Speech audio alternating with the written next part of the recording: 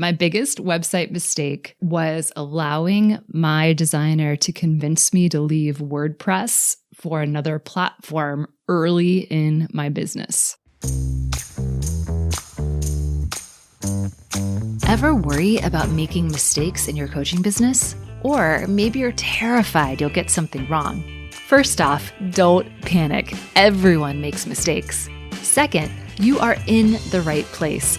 Welcome to the Coach Pony Podcast, Season 3. This season is all about mistakes that coaches make when building their businesses. From contracts to relationships to websites to events, we'll cover it all to save you time and stress. And most of all, to remind you that mistakes are normal. So with that, let's get down to business. Welcome back, Bobbi. I'm so glad you're here. And we are here today to talk about a really big area where a lot of mistakes happen, and it is on your website. Are you ready? I am so ready. And you won. We compared all the things we've made mistakes on in terms of websites, and you won. So I'm going to interview you today. Excellent. I am terrified and I am also ready. Let us talk about website mistakes. All right. So tell me, what was your biggest website mistake, Christie? There are so many. My biggest website mistake was allowing my designer to convince me to leave WordPress for another platform early in my business. Which platform was that? I left WordPress for a platform called Pico. And if you're like, what? Question mark. Yes, you're not alone. No one knows about it. Yeah. First clue. Okay. So what happened? Like, what was the result of listening to her? So she was a designer who ran an agency. And so she was knowledgeable, but she wasn't knowledgeable about online sales or marketing and what my business would ultimately need as a coach.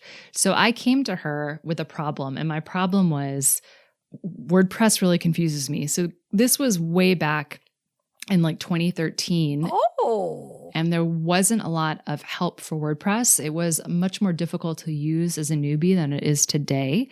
And I said, I just want a website that's a little bit easier for me to use. What should I do? And at the same time, we were also looking at a new design for my website and trying to get it to be much more cohesive.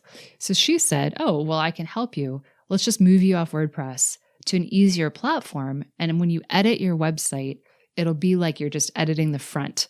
You won't have to go to the back end where it's confusing. You'll just edit it and look the same on the front and the back, and your life will be so much easier. And it's really fast. Yes. So it'll load really quickly and people will really like that. And so I said, awesome. And we did. We made the change. What I think of here is sort of what the big mistake was. It was on her part, because when you ask a client, just like we do with our coaching, right? When you ask a client, how do you want me to help you? Right? We know it's so often that their response is only part of the help that they need. So do you know what I mean? Right? So because we're the experts. And so, right? So for me, my clients are going to say, I need to meet more men. And I know through my experience that they probably need help with even more than that. Anyway, my point is, your developer should have been like, okay, you want it to be easy. I get that. But what else? Yes. And so you need to ask me why this was a mistake. Yes. Why? Oh, I hadn't thought about that. Okay. So why was it a mistake, Christie? That's a great question, Bobbi. I'm so glad you asked. This was a real mistake because what happened was I ended up with a fast website that looked good, but I couldn't make any changes to it beyond small text changes. And so it was fine for my business for a few months. But as soon as I started to grow and offer new programs and want new capability like shopping cart or countdown clocks or, hello bars or anything, I couldn't do it unless I hired their developer at $250 an hour to come in and make that change. So I couldn't even play with it myself. And I like to do things iteratively and figure out what works and what doesn't. And so I would have to think through everything, tell them exactly what I wanted, and then have them implement it. I couldn't play at all. So all of a sudden, I was stuck with a website that could only do a tiny amount of what I needed it to do. And if I wanted to make any changes at all, I started to rack up hundreds and thousands of dollars of bills, which was not awesome. Right? I felt so limited. Hmm. So Christie, big mistake, didn't work for you. What did you do to fix it? That's a good question. So I'll admit that first off, I did nothing. So I stumbled along with that website for a while, just as it was, and let it limit myself. And then I started to build WordPress landing pages and lead pages when I needed something that wouldn't really work with the capability of my site for programs. So I actually built, I got different domains and built different pages for my programs because I was really limited at the Revolutionary Club with that site. So first, nothing. And then second, I just found other technology to work around it eventually until it became just ridiculous, right? So finally, what I did to fix it was I went back to WordPress, and I just accepted that I'm smart enough to be able to make edits and to learn basic technology. And that when something's too difficult for me, obviously I'll hire a developer, but I wanted to be someone who could add plugins, who could play with my website, who could put in new pages and edit the text pretty easily. And I just felt like that's just my style. I want to be someone like that. So I sucked it up. And I did a new website redesign. And as a part of that, we moved back onto WordPress. That was the thing that was a requirement for me with the new design.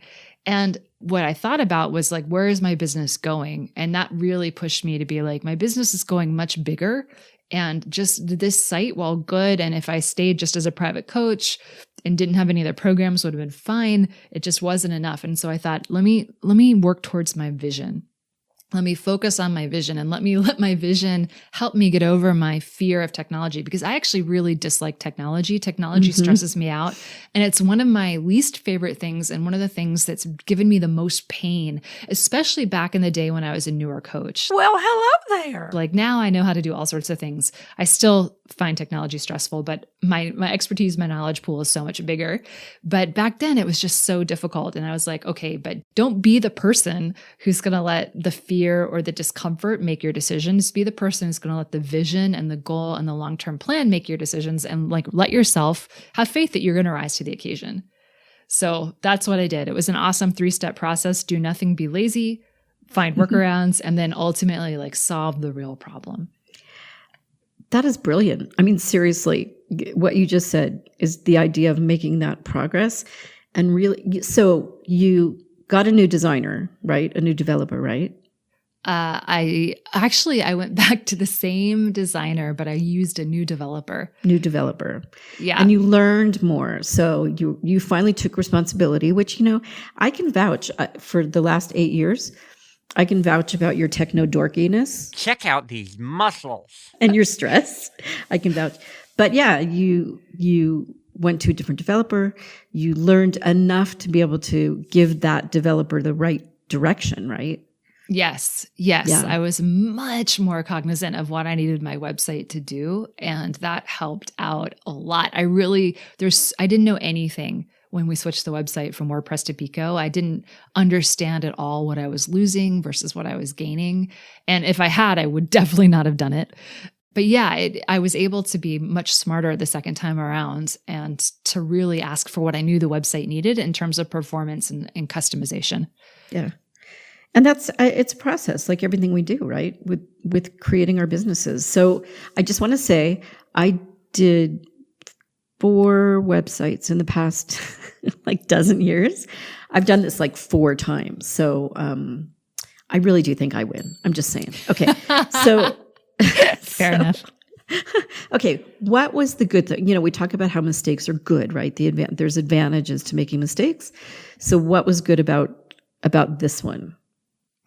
That's a great question. So yeah, mistakes are good because it's just, you can't learn otherwise, like you're going to make mistakes as a coach and as an entrepreneur, and you just have to embrace that as part of the journey. It's messy. I think the good thing it really made me learn and think about being more strategic in my selection of tools and in my investments. And not just thinking about the immediate pain, but also thinking about the long-term gain. And when I moved the site from WordPress to Pico, it was just, I was in pain and I just wanted to not have to deal with it because I didn't like technology. But I wasn't thinking, what does the website really need to do over time? And if I'd asked myself that question, it would have been really different. So it forced me to start making decisions a little bit smarter and just thinking, okay, I'm in pain right now around X, but is this short-term or long-term? And what is the long-term solution? And, is it something I can rise to the occasion and meet? And should I start planning for that now versus just solving short-term problems? And with technology, there's a lot that changes really fast. So of course you're going to be solving short-term problems. But when I make an investment, and we make a lot of technology investments at Coach Pony, I really think about the long term now. And, some tools are more expensive. Some developers are more expensive. I have different ones on retainer who work with my business all the time. But it's worth it because I'm like, this is a long-term investment. This is where I want to put the money. Like, my business is my website. Without it, people can't find me or sign up for my programs. And so I need to always be putting it first. So yeah, so it was a hard lesson and hard mistake in the end, but it made me so much smarter moving forwards. And any coach, as you start out, it's totally okay to have a Wix site. By the way, Wix did not exist when I started, when I was going through this process. Right. Neither did Squarespace or any of those. It's totally okay to start with that because you want a good looking website that's easy. However, if you want to do a lot of online transactions, if you want to sell a lot of online programs and do a lot with your website and have flexibility and not be tied to the formatting that Wix and Squarespace allow because they're going to limit you in order to make the website look good, then you're going to want a WordPress website. And it's okay to go one way or the other, absolutely fine. But just know that if that's where you're going, at some point you're going to need to get on WordPress. So don't, maybe start there. And if you're not sure, you can start on Wix and Squarespace, but just know that's probably where you're going to end up. And that's okay. So start planning for it. And you'll get there. You'll absolutely get there. And just avoid Pico. That's all I'm saying. Avoid Pico. And I like the idea of being okay with starting, like you said, starting with Wix, starting with something that's more constrained and not as robust. Don't let, and this is what I think a lot of us do, don't put off starting your business, like really starting and putting yourself out there with the excuse of, oh, my website's not ready. Because you're trying to get on WordPress and build some like big, giant, beautiful website. Right, Christie? We do that. That's like an excuse we use. Actually, I want to ask you a question, which is, how many times in your 12 years as a coach have you been happy with your website? One. It's the one I have right now. Kind of. I mean. Ask me the same. How many times? One. Yeah, and not right now, by the way. And I asked you that only to say that your website is also going to be a property that's always evolving and growing and changing. Your website is almost never going to be one and done. I mean, there's some coaches, if you're a local coach and you get a lot of referral business, you might put up a website and not really update it very much at all. But for most of us, because of the technology and the changes, it's always something you're going to be working on too. So your website is going to be just a constant series of mistakes. That's right. And you have to have somebody you trust to help you with it, because you're never going to be, if you're a web developer, you're not a coach. So you've got to have somebody that you trust to work with and not think you need to know everything. But your example is really good, but you need to know enough to ask the right questions and make good hiring decisions, right? Yeah. And one of the things I always encourage new coaches to do is to learn almost every skill, right? Don't immediately outsource social media. Don't immediately outsource copywriting, that sort of stuff. But the web development is the one where I'm like, nope, this one you can outsource. Just do some research to learn some of the basics around what you need, and feel free to hire someone to then implement it all for you and to consult with you on what might work. Because it's just, it is not a great overlapping skill set with coaching. Most of us don't have it. It's inexpensive for the most part, especially WordPress developers. You can get them online easily.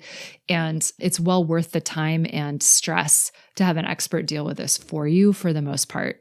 So that's the one tip that I have. Yeah, we've got more tips than that, and we're going to get to that in 1 second. But I want to take one exception to what you just said. I would add SEO to that. in terms of you're getting somebody who's got expertise, because like technology, it's kind of like technology. It changes so much that you could never be an expert unless that's the only thing that you do. And we're going to talk about that in another episode, right? Talk about social media and expertise in social media and the mistakes that we've made with that. That's true, which is a little bit different from SEO. A little, it's part of it. Well, no, you're right. Yeah, no, you're right. Bobbi and I are going to agree to disagree. Damn it, you're right. Oh no, actually, yes, I'm always right. We should let's just Let's your let's podcast. Just leave it there. Welcome to the Coach Pony podcast. I'm always right. Okay, so what do you think? Ready for the lightning round? Yes. So let us pause for a second because we're about to do a lightning round of helpful tips for you to take away from this podcast episode. And our lightning round is always sponsored by two things. Today, it is sponsored by our program, Build a Real Business. So if you are a new or struggling coach and you want concrete step-by-step help to really get your business going, then go to www.coachpony.com/barb-invite, BARB-invite, and grab your invite to join us. And we're also sponsored by chocolate because life is sweet. And so is the lightning round. And so today we're actually sponsored by Sakura. It's a chocolate supplement that I've just discovered that you put into your coffee or your smoothie to help crush sugar cravings and increase your metabolism. But what I've discovered is that it tastes like hot chocolate. So basically, now I'm drinking this hot chocolate smoothie in the morning and I'm extremely excited about it. World, you're welcome. So Bobbi, are you ready for our tips lightning round? I'm ready. Bobbi, hit us with tip number 1. My first tip is you're not a web developer. You need to do enough work to understand the basics so you can make a good hiring decision. And that means find somebody who's going to really take some time to understand your business today and what you want your business to be going forward, and somebody who's going to ask the right questions and give you the results, the solution that you need, not just somebody that's going to answer one quick question for you and say, oh, I know what you need, because that's cookie cutter stuff. That tells you they're doing the same thing for everyone, and that's not the person you want. Awesome. I support that tip. Your turn. Tip number 2. Don't be afraid of technology. I know websites can be scary, but I promise that anyone can learn enough to make small changes to your website and to individual pages, and you can make smart decisions. So embrace learning some of the technology and know that you will get there. So Bobbi, tip number 3. You can fix any mistakes. This is what's great. This is sort of the good news and the bad news about digital technology, right? I've been around a really long time and I used to do everything in print. When something goes out in print, that's it. You're done. You can't fix anything. But with your website, you can fix literally anything. So don't be afraid to put something out there. Don't be afraid to show up. And if something needs fixing, it's so easy to do that. It's erasable. Awesome. No, I agree. The web is erasable. And so no matter what happens, no one's going to know. You can go back. You can fix it. It's going to be okay. It's going to be okay. Christie, one more. Our final tip for today is to always think about the longer term plan for your business when you invest in any technology, but especially your website. So try to choose a technology and a website that will support your business growth and your plans.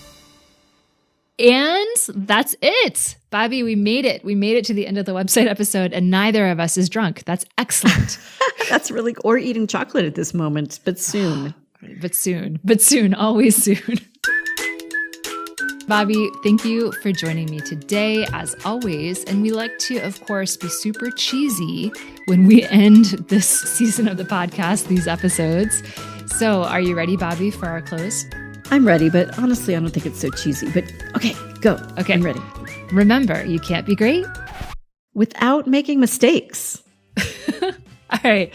Awesome. All right, everyone. Thank you for joining us. Please hit like or subscribe and, leave us a review if you liked it, or if you have a mistake you want us to cover, let us know.